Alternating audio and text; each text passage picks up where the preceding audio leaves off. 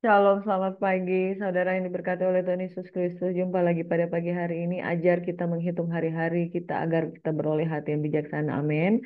Dengan menghitung hari-hari kita, kesukaran dan kesulitan itu akan menjadi kebanggaan jikalau kita punya cara pandang menurut kehendak Tuhan. Kita mengalami ginosko lewat peristiwa yang Tuhan izinkan terjadi. Jangan biarkan masalah itu mencengkeram kehidupan kita, tetapi dari masalah itu kita memiliki mata dan hati Tuhan untuk melihat segala sesuatu menurut perspektif kerajaan Allah. Saudara, mari kita siapkan hati kita untuk mendengarkan sabda firman Tuhan. Mari kita berdoa. Bapa, dalam nama Yesus Tuhan, terpujilah Engkau, sumber segala kasih karunia di dalam kehidupan kami. Kami mengucap syukur oleh karena kejadian kami dahsyat dan ajaib. Ajaiblah yang kau perbuat dan jiwa kami sungguh-sungguh menyadarinya bahwa sungguh engkau Tuhan yang berkuasa di dalam kehidupan kami. Engkau membuka mata hati kami Tuhan untuk menjadi pribadi yang mengenal engkau dengan sungguh-sungguh. Dan hari depan kami tidak akan hilang oleh karena engkau ada di dalam kami ada di dalam engkau. Dan kami melekat dengan engkau sehingga kami menghasilkan buah dan buah yang ada pada kami itu melimpah adanya. Engkau yang memilih kami, memanggil kami dan menetapkan kami untuk pergi dan menghasilkan buah dan buah yang ada pada kami itu tetap adanya. Kami mengucap syukur, kami sambut firman-Mu. Di dalam nama Yesus kami berdoa mengucap syukur. Haleluya. Amin. Selamat pagi sekali lagi. Shalom saudaraku yang diberkati. Mari kita akan merenungkan kebenaran firman Tuhan yang terambil dari Markus 6 ayat 14 hingga ayat yang ke-29.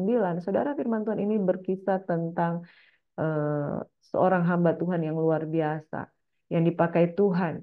Dia disebut sebagai Elia di zaman Perjanjian Baru, yaitu Yohanes Pembaptis. Dan Yohanes Pembaptis ini, saudaraku, dia mengalami aniaya oleh karena Raja Herodes. Mari kita baca kisah berikut ini dari Markus 6 ayat 14 hingga ayat yang ke-29. Markus 6 ayat 14 hingga ayat yang ke-29. Kisah ini bercerita tentang Yohanes Pembaptis dibunuh. Wow, saudara. Raja Herodes juga mendengar tentang Yesus. Sebab namanya sudah terkenal dan orang mengatakan Yohanes Pembaptis sudah bangkit dari antara orang mati. Dan itulah sebabnya kuasa-kuasa itu bekerja di dalam dia. Yang lain mengatakan dia itu Elia. Yang lain lagi mengatakan dia itu seorang nabi. Sama seperti nabi-nabi yang dahulu. Waktu Herodes mendengar hal itu, ia berkata, bukan, dia itu Yohanes yang sudah kupenggal kepalanya dan yang bangkit lagi. Jadi saudaraku, ketika Raja Herodes mendengar tentang Yesus, mereka mengatakan Yohanes Pembaptis sudah bangkit dari antara orang mati. Itulah sebabnya kuasanya bekerja di dalam diri Yesus. Yang lain berkata Yohanes ini Elia. Tetapi Herodes yang dia sudah membunuh Yohanes, dia berkata dia Yohanes yang sudah kepenggal kepalanya. Nah, kisah ini berkisah tentang sebab memang Herodes lah yang menyuruh orang menangkap Yohanes dan membelenggunya di penjara berhubung dengan peristiwa Herodias, istri Filipus, saudaranya, karena Herodes telah memanggilnya sebagai istri. Karena Yohanes pernah menegur Herodes, tidak halal engkau mengambil istri saudaramu. Karena itu Herodias menaruh dendam pada Yohanes dan bermaksud untuk membunuh dia, tetapi tidak dapat. Sebab Herodes segan akan Yohanes karena ia tahu bahwa Yohanes adalah orang yang benar dan suci. Jadi ia melindunginya. Tetapi apabila ia mendengarkan Yohanes, hatinya selalu terombang-ambing, namun ia merasa senang juga mendengarkan dia. Akhirnya tiba juga kesempatan yang baik bagi Herodias. Ketika Herodes pada hari ulang tahunnya mengadakan perjamuan untuk pembesar-pembesarnya, perwira-perwiranya dan orang-orang terkemuka di Galilea. Pada waktu itu anak perempuan Herodias tampil lalu menari dan ia menyukakan hati Herodes dan tamu-tamunya. Raja berkata kepada gadis itu, minta daripadaku apa saja yang kau ingini, maka akan kuberikan kepadamu. Lalu bersumpah kepadanya, apa saja yang kau minta akan kuberikan kepadamu sekalipun setengah dari kerajaanku. Anak itu pergi dan menanyakan ibunya, apa yang harus kuminta? Jawab anak itu kepala Yohanes Pembaptis. Maka cepat-cepat ia pergi kepada raja dan meminta, aku mau supaya sekarang juga engkau berikan kepadaku kepala Yohanes Pembaptis ke sebuah talam. Lalu sangat sedihlah hati raja, tetapi karena sumpahnya dan karena tamu-tamunya ia tidak mau menolaknya. Raja segera menyuruh seorang pengawal dengan perintah supaya mengambil kepala Yohanes. Orang itu pergi dan memenggal kepala Yohanes di penjara. Ia membawa kepala itu di sebuah talam dan memberikannya kepada gadis itu, dan gadis itu memberikannya pula kepada muridnya, kepada ibunya. Ketika murid-murid Yohanes mendengar hal itu, mereka datang dan mengambil mayatnya lalu membaringkannya dalam kuburan. Saudaraku yang diberkati, barang siapa mau mengikuti Yesus, mengikuti kebenarannya, maka dia akan diperhadapkan dengan berbagai macam aniaya. Dan saudara, Yohanes Pembaptis pun, sekalipun dia mengabarkan tentang Mesias, tapi dia mengalami yang namanya aniaya. Kenapa Yohanes mengalami aniaya? Karena dia menegur Herodes, karena mengambil istri Herodias, yaitu istri dari Filipus, saudara dari Herodes. Dan kemudian Herodias ini menjadi dendam kepada diri Yohanes. Saudara, kita mau berbicara di sini tentang yang pertama, bahwa menjadi murid Tuhan, ya. Yohanes memberitakan tentang Yesus. Dia mengikuti kehendak Bapa di surga. Dan dia juga mengalami aniaya. Itu sebabnya Yesus juga berkata kepada murid-muridnya, barang siapa mengikuti aku, engkau harus menyangkal diri, pikul salib setiap hari dan mengikuti aku. Dan juga Yohanes adalah seorang yang setia dengan kehendak Bapa. Dan ketika dia setia dengan kehendak Bapa, dia menyampaikan kebenaran. Dia juga mengalami yang namanya aniaya, bahkan sampai mati dipenggal dan kepalanya dibawa ke dalam talam. Saudara, mengikuti Tuhan, kita tidak selalu akan menghadapi hal yang gampang, tetapi ada tantangan-tantangan di dalam kehidupan kita. Tetapi bukan berarti ketika kita menghadapi tantangan bahwa itu adalah akhir segalanya. Tetapi memberitakan kebenaran itu adalah satu kewajiban di dalam kehidupan kita. Saudara, memberitakan kebenaran, mungkin kita akan diperhadapkan dengan salib, mungkin kita akan diperhadapkan dengan aniaya, tapi satu hal yang diberkati oleh Tuhan Yesus Kristus, hendaklah hidupmu senantiasa menjadi marturia, menjadi kesaksian. Yohanes Pembaptis selama kehidupannya dia menjadi kesaksian. Dan saudara, ketika dia menyampaikan kebenaran, tidak selalu kebenaran itu bisa diterima oleh orang yang kita perdengarkan tentang kebenaran. Herodes dan Herodias itu tidak siap menerima kebenaran bahwa mereka melakukan sesuatu yang salah di hadapan Tuhan. Dalam firman Tuhan ini kita belajar tentang satu hal, bahwa mengikuti Yesus, kita harus menyangkal diri, sangkal diri, pikul salib setiap hari dan mengikuti Tuhan. Nah, saudaraku, firman Tuhan katakan kepada Yohanes, murid-murid Yohanes Pembaptis, ketika Yohanes Pembaptis di dalam penjara, pada waktu itu dia bertanya, di dalam Matius 11, saudara, ayat 6, firman Tuhan katakan, berbahagialah orang yang tidak menjadi kecewa dan menolak aku. Karena pada waktu Yohanes di dalam penjara, dia berkata kepada murid-muridnya, tanyakan kepada Kristus, engkaukah Mesias itu, ataukah kami harus menantikan yang lain? Nah, saudaraku yang diberkati, pada waktu Yohanes di dalam penjara, dia mengalami keraguan juga tentang Mesias, padahal dia yang membaptis Yesus. Saudara, keraguan ini terjadi karena dia ada di dalam penjara.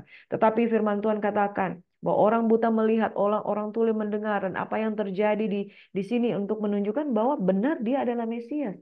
Dan barang siapa, berbahagialah orang yang tidak menjadi kecewa dan menolak aku. Saudaraku yang diberkati, pelajaran ini mengatakan kepada kita bahwa di dalam mengikuti Tuhan, kita harus menyampaikan kebenaran. Tak selalu kita mengalami yang namanya kehidupan itu baik-baik saja. Tapi mungkin ada tantangan-tantangan, saudara. Dan Yohanes diperhadapkan bagaimana dia di penjara. Bahkan bukan cuma di penjara, tapi dia sampai dipenggal kepalanya. Dan saudaraku yang diberkati, aniaya orang Kristen pada hari-hari di mana Tuhan menyatakan kebenarannya, justru membuat iman orang Kristen itu justru semakin berkembang. Di Antioquia, di gereja, di mana gereja Tuhan, kekristenan paling banyak muncul. Di sana terjadi begitu banyak aniaya. Bahkan rasul-rasul menghadapi banyak aniaya.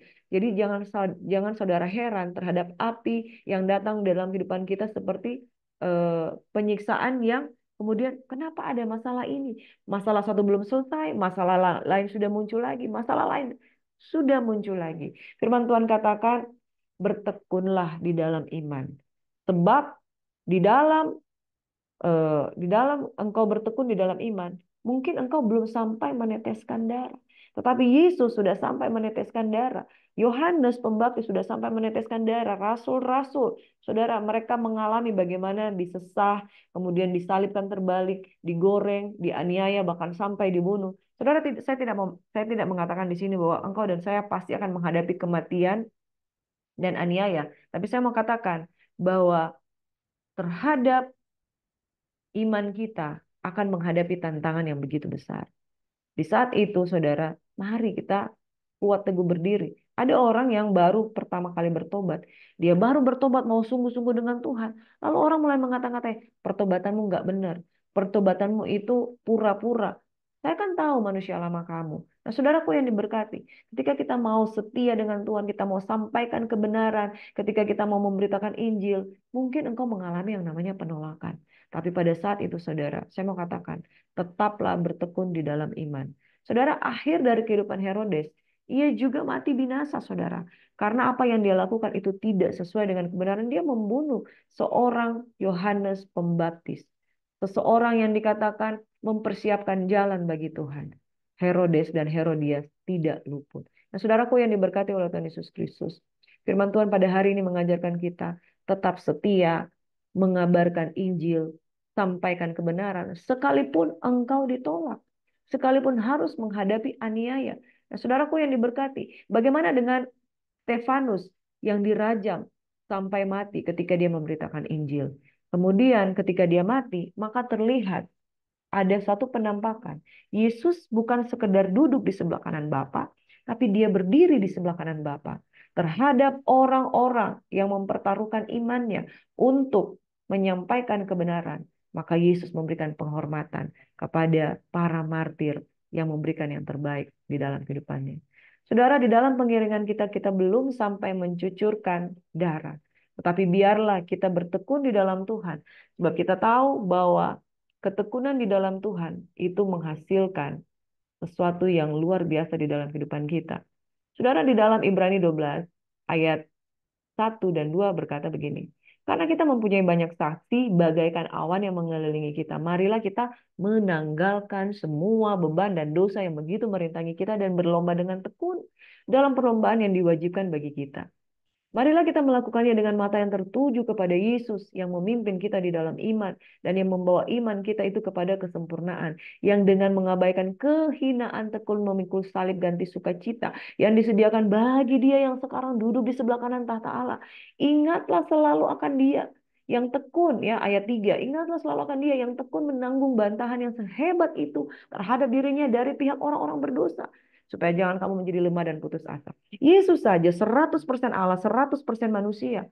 Dia dibantah oleh orang-orang yang berdosa. Dia dianiaya oleh orang-orang yang berdosa. Bahkan ketika menghadapi salib, mereka rela menukar Barnabas yang dibebaskan, Yesus yang benar itu disalibkan. Saudara, dia tekun menanggung bantahan yang sehebat itu terhadap dirinya dari pihak orang-orang berdosa yang menjual dia. Dalam pergumulan kamu melawan dosa, belum sampai mencucurkan darah. Amin. Dan sudah lupakah kamu akan nasihat yang berbicara kepada kamu seperti pada anak-anak? Hai anakku, janganlah anggap enteng didikan Tuhan dan janganlah putus asa apabila engkau diperingatkannya. Yohanes Pembaptis mengalami aniaya oleh karena apa? Karena hidup benar.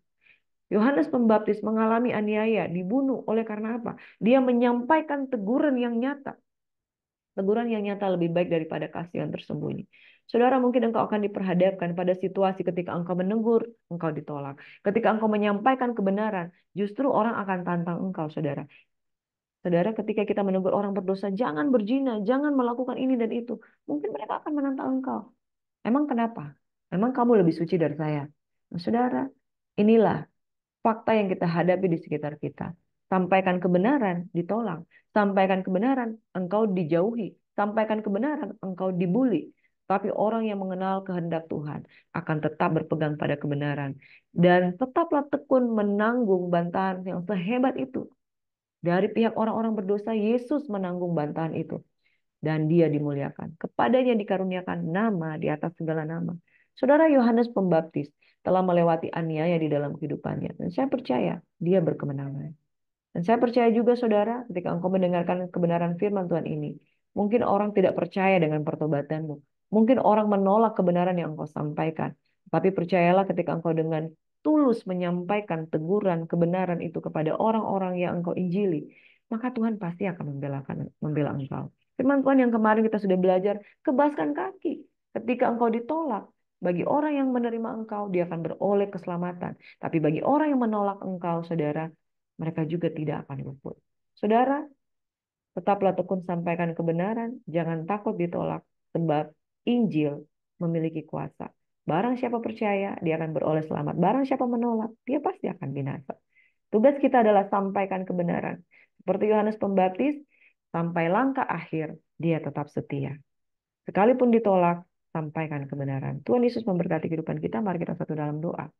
Kami mau mengangkat Tuhan jiwa-jiwa yang sedang bertumbuh di dalam pertobatannya, sedang mengalami Tuhan di dalam kehidupannya. Mungkin mereka diragukan pertobatan mereka, yang diragukan apakah sungguh-sungguh atau tidak, sehingga mereka menimbulkan bully di dalam kehidupan mereka. Kami berdoa untuk anak-anak Tuhan, kuatkan dan teguhkan mereka, sehingga mereka perteguh langkah mereka untuk hidup dalam kebenaran. Bukan justru ketika ditolak mereka kemudian kembali kepada manusia lama.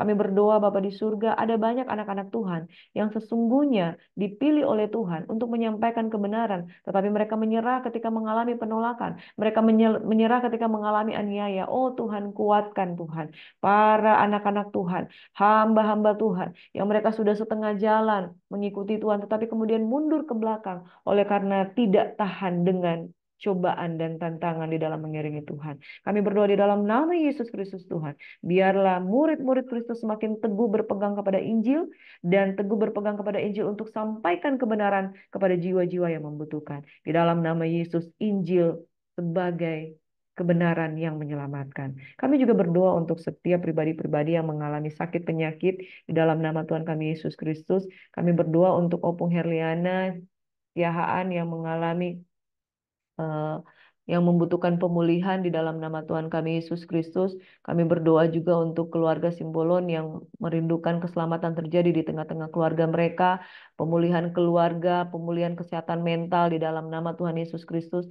Dan kami berdoa Bapa di surga untuk Opung Pasar Ibu Tuhan juga mengalami pemulihan di dalam nama Tuhan kami Yesus Kristus. Engkau tahu bahwa dia sungguh-sungguh mengharapkan kesembuhan di dalam kehidupannya. Kami berdoa untuk Ibu Lia Liana, keselamatan dalam Tuhan. Bapak Rocky Pratama Simbolan, keselamatan dalam Tuhan. Ibu Nur Hayati Pangaribuan, keselamatan di dalam Tuhan Yesus. Bapak Stefan untuk mengalami kesembuhan dalam sakit stroke. Bapak Maurid Hardesen Simbolan, pemulihan dari kesehatan mental, diganggu oleh roh-roh jahat, kami tolak dalam nama Yesus. Kami berdoa untuk Ibu Gembala Tasya Sitepu yang merindukan dia bisa kembali ke Medan untuk melayani dan tinggal bersama-sama dengan keluarga. Kami juga berdoa untuk Pak Lendra, pemulihan dari sakit dan masalah pekerjaan. Pak Antoni, pemulihan keluarga, hubungan dengan istri dan anak-anak dan masalah pekerjaan dipulihkan dalam nama Yesus. Ibu Elsia yang dari Palu, pemulihan kesehatan suami dan masalah ekonomi. Pak Iwan Jakarta, Tuhan kesembuhan total dari saraf kejepit HNP dan pemulihan ekonomi dan bebas dari hutang terjadi dalam nama Yesus. Opung Maris Simbolon Tuhan, mendapatkan kesehatan umur panjang di usianya yang ke-98 tahun. Saudara Jerry Simbolon Tuhan, diberikan pertumbuhan iman, pertumbuhan rohani dalam nama Yesus. Dalam nama Yesus, Saudara Glenn Tuhan dipulihkan hubungan dengan istrinya di dalam nama Yesus. Dan kami berdoa untuk Bapak Adrianus Napitupulu, Tuhan disembuhkan dari penyakit sakit yang jantung yang sudah dipasang ring, pemulihan terjadi. Tante Nita dipulihkan Tuhan, kesehatan, kekuatan, dan pengiringannya menjadi murid Kristus Tuhan terus Engkau tambah-tambahkan. Juga untuk Oma Eska dipulihkan dari sakitnya, kelemahan tubuh di usia tuanya, diberkati, dipulihkan dalam nama Yesus. Dan semua jiwa-jiwa yang tidak dapat kami sebutkan satu persatu di dalam pertobatan mereka, kiranya Tuhan menyertai, melingkupi, membimbing sehingga mereka tidak mundur, melainkan terus maju di dalam Tuhan. Tidak menyerah dan senantiasa takut akan Tuhan. Terima kasih Tuhan, biarlah kami setia mengabarkan Injil. Kami percaya Injil yang menyelamatkan. Kebenaran akan Injil akan membawa keselamatan dalam keluarga kami. Satu orang diselamatkan, seluruh keluarga pasti akan diselamatkan. Kami percaya, kami terima berkat Tuhan. Kasih karunia dalam nama Bapa, Putra, dan Roh Kudus menyertai kehidupan kami, dan kami terima berkat-berkat yang spesial daripada Tuhan. Tuhan menyertai dan melingkupi kami dengan kasih setia, pengurapan yang baru menyertai kehidupan kami. Kami menjadi murid-murid Kristus, pantang menyerah, tidak gampang mundur, tidak gampang menyerah, dan tidak gampang mengalami sakit hati, kepahitan, tetapi senantiasa berhikmat, menghitung hari-hari kami agar kami beroleh hati yang bijaksana. Semua yang percaya diberkati Tuhan, sama-sama katakan amin. Shalom and God bless you. Tuhan memberkati. Amin.